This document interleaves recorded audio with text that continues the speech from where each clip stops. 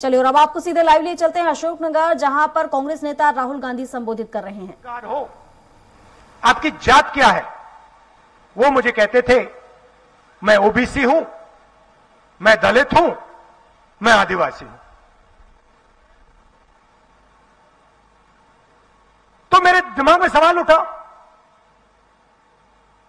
इस देश में ओबीसी कितने, दलित कितने, आदिवासी कितने, जनरल के कितने,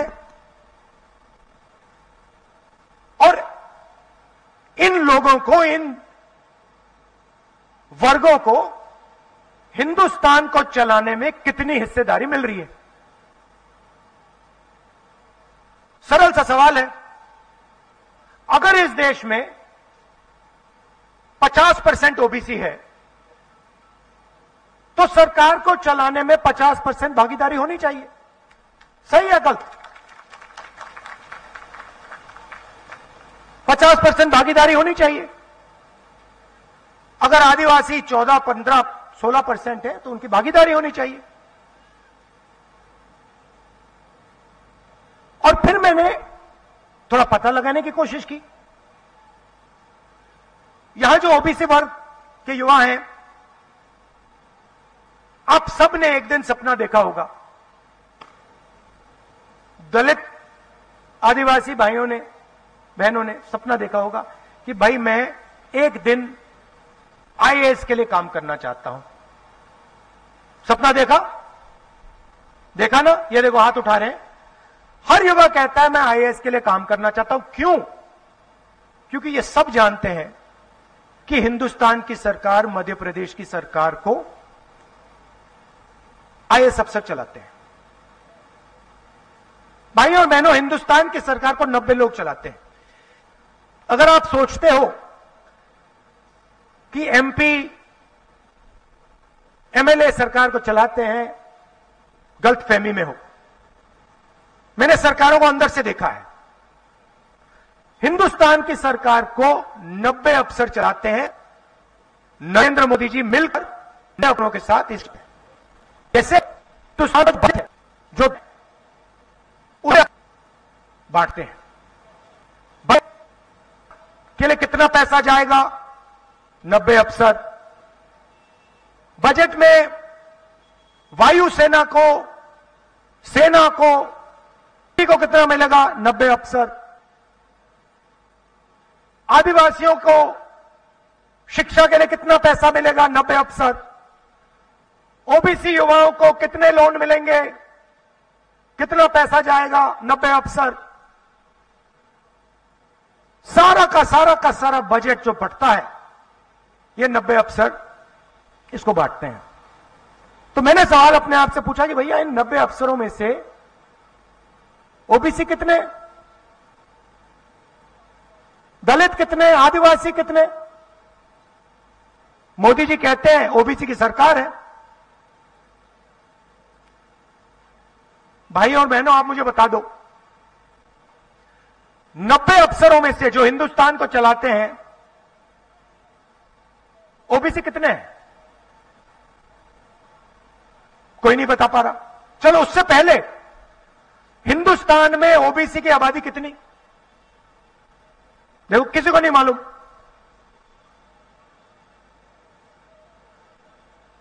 हिंदुस्तान में ओबीसी की आबादी कितनी? किसी को नहीं मालूम। हिंदुस्तान में 90 अफसर जो देश को चलाते हैं, उसमें ओबीसी कितने? किसी को नहीं मालूम। अच्छा भैया ये बता दो, हमारा जो बजट है लाखों करोड़ रुपए का, उसमें ओबीसी अफसर कितना निर्णय लेते हैं? कोई नहीं बता पा रहा। सन्नाटा है। मैं बताता हूं, 90 अफसर में से 3 अफसर ओबीसी वर्ग के हैं। और अगर हिंदुस्तान का बजट 100 रुपए का हो तो ओबीसी वर्ग के अफसर 5 रुपए का निर्णय लेते हैं। अब आप मुझे बताओ, अगर 90 में से 3 अफसर निर्णय ले रहे हैं और ओबीसी वर्ग सिर्फ बजट के 5% पर निर्णय ले रहा है, तो आप मुझे समझा दो कि ओबीसी वर्ग के शिक्षा के पैसे कहां से आएंगे, कैसे आएंगे, कब आएंगे। आप मुझे समझा दो ओबीसी वर्ग की प्रगति कैसे होगी। जो देश को चला रहे हैं उसमें आपका एक आदमी नहीं है। अच्छा, ओबीसी की बात की, आदिवासियों की बात करता हूं। अगर हिंदुस्तान के बजट में 100 रुपए खर्च होते हैं तो 5 रुपए ओबीसी वर्ग के अफसर निर्णय लेते हैं। भाई और बहनों, आदिवासी वर्ग के अफसर सिर्फ 0.1% डिसीजन लेते हैं। मतलब अगर हिंदुस्तान का बजट 100 रुपए का हुआ तो आदिवासी अफसर 10 पैसे का निर्णय लेते हैं। अब जैसे ही मुझे यह बात समझ आई, मैंने इलाज निकाला। मैंने कहा देखिए, सबसे पहला कदम यह है कि इस देश में ओबीसी कितने, दलित कितने, आदिवासी कितने, यह हमें पहले पता लगाना पड़ेगा। पता लगाने का तरीका जाति जनगणना।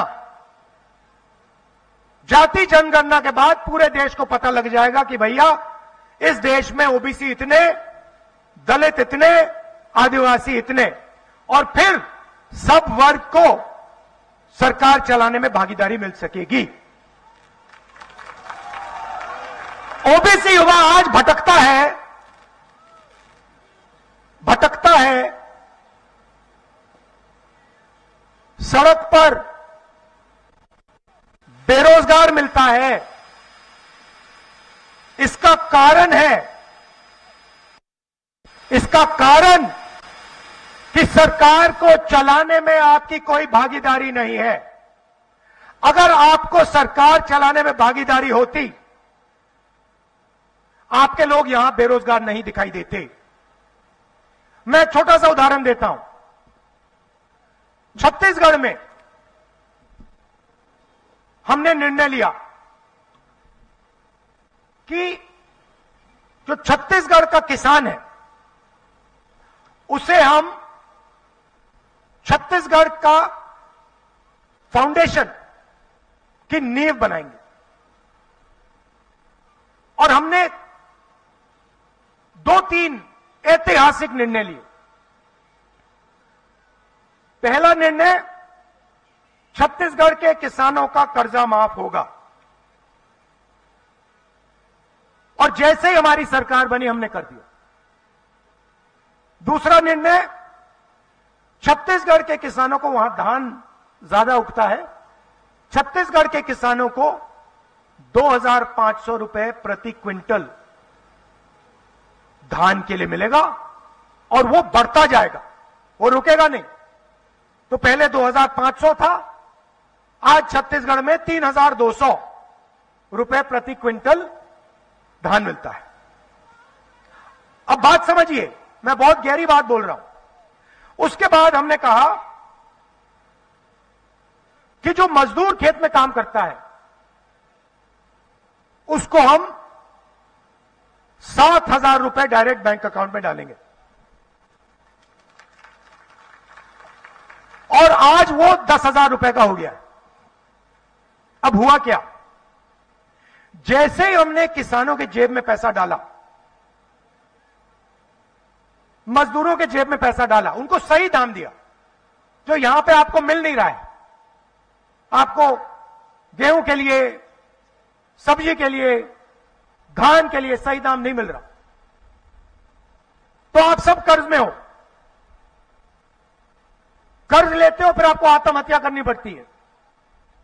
आप छत्तीसगढ़ में पूछिए आत्महत्या कितने किसान कर रहे हैं, आपको मिलेंगे नहीं। मैं किसानों से बात कर रहा था, मैंने उनसे पूछा, भैया बताओ आपके खेत का दाम क्या है। मैं हैरान हो गया। किसान मुझे कहता मुझे दाम नहीं मालूम। मैंने कहा ये क्या बोल रहे हो, तुम्हें अपने खेत का दाम नहीं मालूम? कहता नहीं मालूम। मैंने कहा क्यों? कहता मैं इस खेत। आप अशोकनगर से सुन रहे थे राहुल गांधी को, जिन्होंने आदिवासी हितैषी बताया कांग्रेस सरकार को, तो वही आदिवासी विरोधी बीजेपी सरकार को बताया। और इसी के साथ बुलेटिन में अभी के लिए बस इतने। अधिक जानकारी के लिए आप बने रहिए हमारे साथ और देखते रहिए स्वराज एक्सप्रेस। नमस्कार।